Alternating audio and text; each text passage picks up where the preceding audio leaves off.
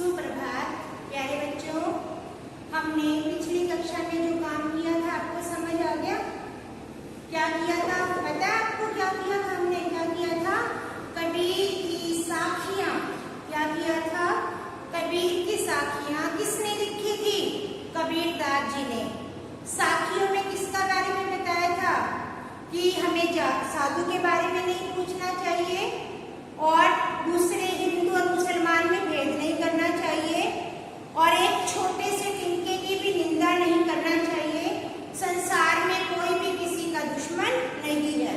तो बच्चों, अब हम इसके शब्दार्थ भी देखेंगे। शब्दार्थ: ज्ञान, जानकारी, म्यान, तलवार रखने का कोष मतलब स्थान, गाड़ी, गाड़ी देना, अपशब्द बोलना, कर, हाथ, चौदिशी चारों दिशाओं में, सुमिरन याद करना, दुहेली दुख पीड़ा, बैरी दुश्मन शत्रु, आपा अहम अहंकार घमंड।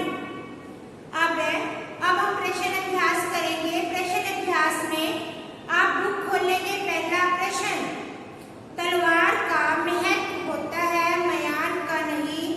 कबीरदास जी क्या कहना चाहते हैं, स्पष्ट करें। कबीरदास जी कहते हैं कि इसके में क्या कहना चाहते हैं कि तलवार का मूल्य होता है, उसको रखने के स्थान का कोई मूल्य नहीं।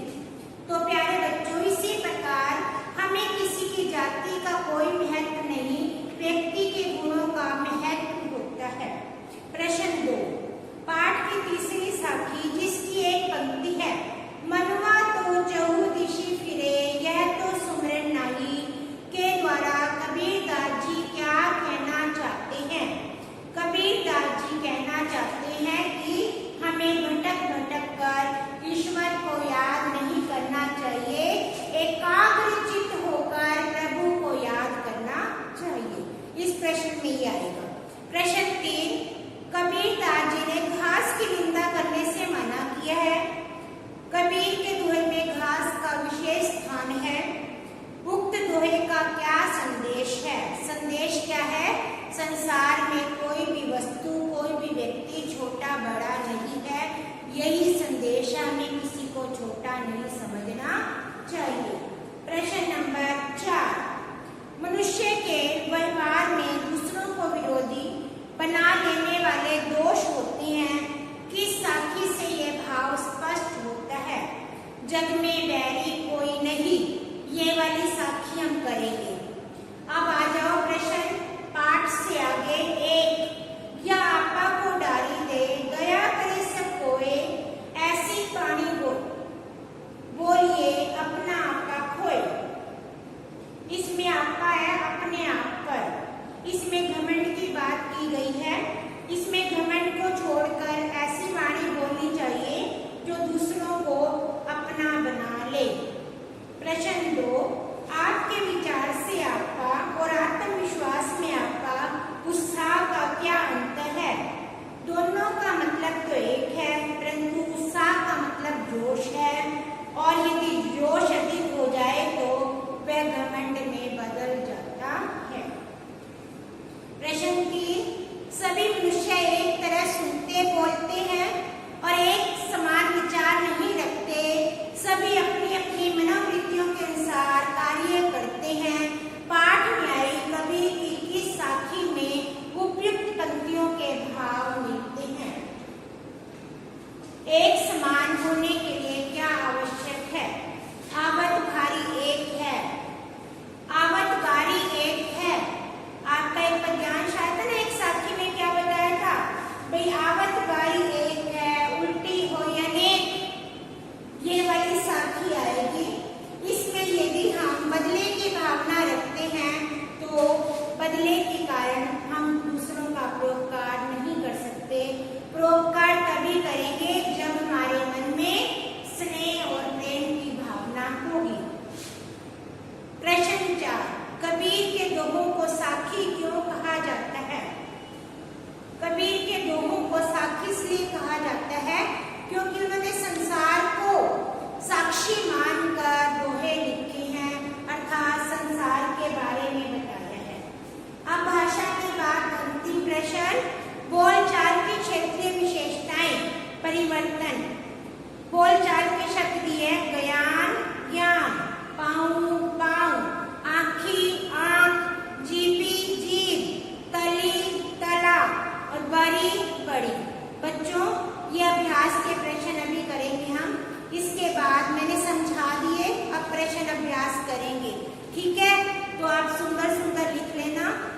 प्रश्न नंबर 1 से शुरू करेंगे। तो अभ्यास नंबर 1 प्रश्न। बच्चों, अब हम कबीर की साखियों का प्रश्न अभ्यास करेंगे। प्रश्न नंबर 1 देखो। साखियां तो आपको सरलार समझ आ गया था ना। तो अब है प्रश्न अभ्यास। प्रश्न 1, तलवार का महत्व है म्यान का नहीं। उक्त उदाहरण से कबीर दास जी क्या कहना चाहते हैं, स्पष्ट करें। सबसे पहले दोहे में कबीर दास जी ने तलवार का उदाहरण दिया था और म्यान के बारे में बताया था कि उसका कोई महत्व नहीं। इसका क्या भाव है? तलवार का महत्व होता है, म्यान का नहीं। से कवि कहना चाहता है कि असली चीज की कद्र की जानी चाहिए। असली चीज क्या थी इसमें? म्यान के बीच में तलवार। दिखावटी वस्तु का कोई महत्व नहीं होता, इसलिए मोल तलवार का होता है और उसकी धार को देखा जाता है कि तलवार कितनी तेज है। इसी प्रकार किसी व्यक्ति की पहचान अथवा उसका मोल उसकी काबिलियत के अनुसार तय होता है। काबिलियत मतलब उसके अंदर कितनी क्वालिटी है। इंसान के गुणों को देखा जाता है, उसकी क्वालिटी को देखा जाता है कि उसके अंदर क्या क्या गुण है, क्या क्या विशेषताएं हैं। इसके द्वारा कबीर दास जी इस बात के द्वारा यह बात बताना चाहते हैं कि व्यक्ति की पहचान उसके गुणों से होती है। प्रश्न 2, पाठ की तीसरी साखी जिसकी एक पंक्ति है। पंक्ति मतलब लाइन। मनुआ तो दहु दिशि फिरे। यह तो सुमरन नहीं के द्वारा कबीर दास जी क्या कहना चाहते हैं कि इंसान है चारों दिशाओं में घूमता है और यह सुमरन करने का तरीका नहीं है। किसको? परमात्मा को। इसके द्वारा कबीर दास जी ने बताया है कि भगवान का स्मरण एकाग्रचित होकर करना चाहिए। एकाग्रचित मतलब अकेले, ये नहीं आप घूम रहे हैं भगवान को याद कर रहे हैं, उसमें भी आपका मन टीका होना चाहिए। इस साखी के द्वारा कबीर केवल माला फेर कर ईश्वर की उपासना करने को ढोंग बताते हैं। यदि मान, अब ये बच्चों एक शब्द गलत लिखा गया, मान नहीं आएगा, मन इधर उधर भटक गया तो भगवान का स्मरण नहीं किया जा सकता। इस शब्द को ठीक कर लेना, क्या आएगा? मन। प्रश्न 3, कबीर घास की निंदा करने से क्यों मना करते हैं? पढ़े हुए दोहे के आधार पर स्पष्ट करें। एक दोहे में आया था ना, यदि घास पैरों के नीचे आ जाए तब भी पीड़ा देती है, आंख में चला जाए तिनका तब भी पीड़ा देता है। घास का अर्थ है पैरों में रहने वाली तुच्छ वस्तु। हमारे पैरों के नीचे घास आती है ना, उसको क्या कहते हैं? छोटी वस्तु। कबीर अपने दोहे में उस घास की निंदा करने से मना करते हैं जो हमारे पैरों के तले होती है। कबीर दास जी के दोहे का संदेश यही है कि व्यक्ति या प्राणी चाहे वह जितना भी छोटा हो, उसे तुच्छ समझकर उसकी निंदा नहीं करनी चाहिए। हमें सबका सम्मान करना चाहिए। बच्चों, इसका मतलब है संसार में कोई भी वस्तु छोटी नहीं है। सभी वस्तुएं समान होती हैं, सभी व्यक्ति समान होते हैं। अर्थात हमें किसी को छोटा बड़ा नहीं समझना चाहिए। इस दोहे के द्वारा कबीर दास जी ने यही संदेश दिया है कि संसार में प्रत्येक वस्तु और प्रत्येक प्राणी एक समान होते हैं। प्रश्न नंबर 4, मनुष्य के व्यवहार में ही दूसरों को विरोधी बना लेने वाले दोष होते हैं। जो हमारा बिहेवियर है उसी से हमारे दूसरे दुश्मन बनते हैं। यह भावार्थ किस दोहे से व्यक्त होता है? कबीर दास जी ने बताया कि जो एक दोहा कबीर दास जी का था, हमने वो दोहा बताना है कि कौन से दोहे में यह भाव प्रकट हुआ है। जग में बैरी कोई नहीं, जो मन शीतल होए, या आपा को डारी दे, दया करे सब कोई। आपकी बुक में ये दोहा दिया गया है। उसी दोहे का मतलब है कि हमारा जो व्यवहार है उसी से हमारे दुश्मन बनते हैं। यदि हम घमंड को छोड़ दें, सब पर दया करें, तो कोई भी हमारा दुश्मन नहीं हो सकता। प्रश्न पाठ से आगे के प्रश्न देखेंगे। पाठ से आगे प्रश्न नंबर 1। प्रश्न नंबर 5 क्या है पाठ से आगे? या आपा को डारी दे, दया करे सब कोय, ऐसी वाणी बोलिए मन का आपा खोय। ये भी आपकी बुक में है ना कि व्यक्ति को ऐसी वाणी बोलनी चाहिए जो दूसरों का जो मन का घमंड खो दे और अपने आप को शीतल करे। इन दोनों पंक्तियों में आपा को छोड़ देने या खो देने की बात की गई है कि बताया गया ऐसी वाणी बोलनी चाहिए जो हमें अपना घमंड छोड़ दे। आपा किस अर्थ में प्रयुक्त हुआ है? क्या आपा स्वार्थ के निकट का बोध देता है या घमंड का? यहाँ उत्तर सुनेंगे। या आपा को या आपा खोए, इन दो पंक्तियों में आपा को छोड़ देने की बात की गई है। यह आपा अहंकार के अर्थ में प्रयोग हुआ है। जो व्यक्ति घमंड करता है, आपा घमंड का अर्थ देता है। कई लोग उनके पास कुछ भी ना हो परंतु घमंडी इतनी होते हैं तो उनका अहंकार उनके मुंह पर दिखाई देता है। जब वे बोलते हैं उनकी वाणी में भी घमंड दिखाई देता है। प्रश्न नंबर 6। आपके विचार में आपा और आत्मविश्वास में और आपा और उत्साह में क्या अंतर हो सकता है? स्पष्ट करें। आपके पास 3 शब्द अलग अलग, आपा आत्मविश्वास, आपा उत्साह। इसमें अंतर बताना है अंतर। आपा क्या है? घमंड। आत्मविश्वास क्या है? अपने पर भरोसा। उत्साह क्या होता है? जोश। तो तीनों शब्द अलग अलग हैं बच्चों। हमारे हिसाब से इन तीनों में अंतर हो सकता है।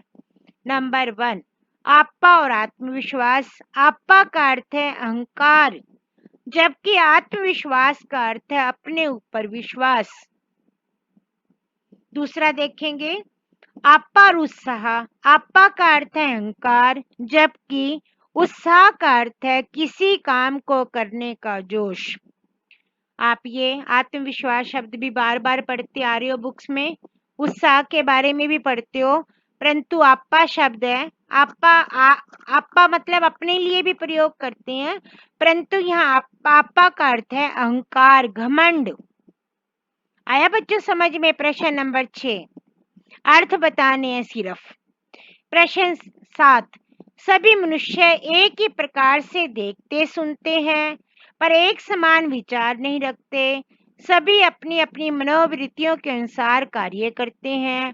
पाठ में कोई कबीर की किस साखी में उपयुक्त पंक्तियों के भाव मिलते हैं? एक समान होने के लिए क्या आवश्यक है? लिखें। बहुत बहुत रहस्य की बात बताई है। कबीरदास जी ने बताया कि संसार में सभी मनुष्य एक समान बोलते हैं, सुनते हैं, देखते हैं, परंतु सबके विचार अलग अलग क्यों हैं? आपकी एक साखी में विचारों की भिन्नता के बारे में भी आया कि एक समान होने के बाद भी हमारे विचार एक क्यों नहीं है। साखी कौन सी है? आवत गारी एक है, उल्टत होई अनेक, कह कबीर नहीं उल्टिए वही एक की एक। कबीरदास जी ने बताया गाली एक होती है, यदि दूसरा व्यक्ति उलट कर बोल दे तो वह अनेक हो जाती है, यदि हम उल्टा न बोले तो एक की एक ही रहती है। मनुष्य के एक समान होने के लिए सबकी सोच का एक जैसा होना आवश्यक है। प्यारे बच्चों, जब हमारी सोच एक जैसी होगी तभी हमारे विचार भी एक जैसे होंगे। कबीर के दोहों को साखी क्यों कहा जाता है? कबीर के दोहों को साखी इसलिए कहा जाता है क्योंकि इसमें श्रोता क्या होता है? सुनने वाला, गवाह बनाकर साक्षात ज्ञान दिया जाता है। गवाह बनाना उसको मतलब कहते हैं ना, उसने मुझे अपना गुहा बनाया। प्रत्येक सबूत को बोलते हैं गवाह। कबीर समाज में फैली कुरीतियां होती है बुराइयां, जातीय भावनाओं, जाति भेदभाव, बाह्य आडंबरों, बाहरी आडंबर जो लोग ढकोसले करते हैं, इसको इस ज्ञान द्वारा समाप्त करना चाहते थे। बच्चों प्रश्न समझ आया? कबीरदास ने अपनी दोहों को साखी क्यों कहा? क्योंकि कबीरदास जी ने समाज को साक्षी बनाकर, समाज को गवाह बनाकर रचनाएं की, अर्थात समाज के बारे में रचनाएं की, इसीलिए उनकी दोहों को साखी कहा जाता है। अब आ जाओ भाषा की बात। आपके सभी प्रश्न हो गए, बहुत सुंदर सुंदर लिखना। अब इनको भाषा की बात, जब आप लिखते हो बच्चों, लिखते समय बोल बोल के हिंदी लिखा करो। बोल बोल के लिखोगे हिंदी आदि वैसे ही याद हो जाएगी। अब आ जाओ भाषा की बात। प्रश्न एक ही है, इसमें भाषा की बात ज्यादा नहीं है। बोलचाल की क्षेत्रीय विशेषताओं के कारण शब्दों के उच्चारण में परिवर्तन होता है। परिवर्तन, बदलाव। जैसे वाणी शब्द बानी बन जाता है। वाणी होता है आवाज, बानी बन जाता है। मन से मनवा, मनुवा हो जाता है। उच्चारण के परिवर्तन से वर्तनी भी बदल जाती है। वर्तनी, लिखना। नीचे कुछ दिए जा रहे शब्द हैं, उनका रूप देखिए और जिससे आपका परिचय हो। अब इसमें 6 शब्द दिए गए हैं। अब है जो कबीरदास जी ने लिखे। कबीरदास की भाषा मिश्रित भाषा है। अनेक क्षेत्रीय भाषाओं के शब्दों का इसमें वर्णन किया गया है, जैसे गयान, जीभी, पाऊं, तली, आंखी, बरी। अब ये क्या है? क्षेत्रीय बोलचाल के शब्द। अब हिंदी में इसका सही रूप क्या? गयान, ज्ञान। जीभी, जीभ। पाऊं, पांव। तली, तले। आँखी, आँख। बरी, बड़ी। अब ये शुद्ध रूप था। वो क्या था? ग्रामीण टच जिसको बोलते हैं, ग्रामीण बोलचाल की भाषा के शब्द। प्यारे बच्चों, अब आपको ये मैंने पूरा पाठ समझा दिया। अब इस पाठ को जब आप उतारेंगे, सुंदर लिखाई में लिखो। बेटा आप सबकी लिखाई बहुत सुंदर हो सकती है, केवल 5-7 मिनट का फर्क पड़ता है। पेन को थोड़ा टिका टिका के धीरे धीरे लिखा करो, ठीक है? आप इस पाठ को ध्यान पूर्वक लिखना और बोल बोल कर लिखना, मात्राओं का ध्यान रखना। तो प्यारे बच्चों, आपका काम बहुत सुंदर हो जाएगा और आपका पाठ अब कंप्लीट हुआ और आप काम कर लेंगे। धन्यवाद।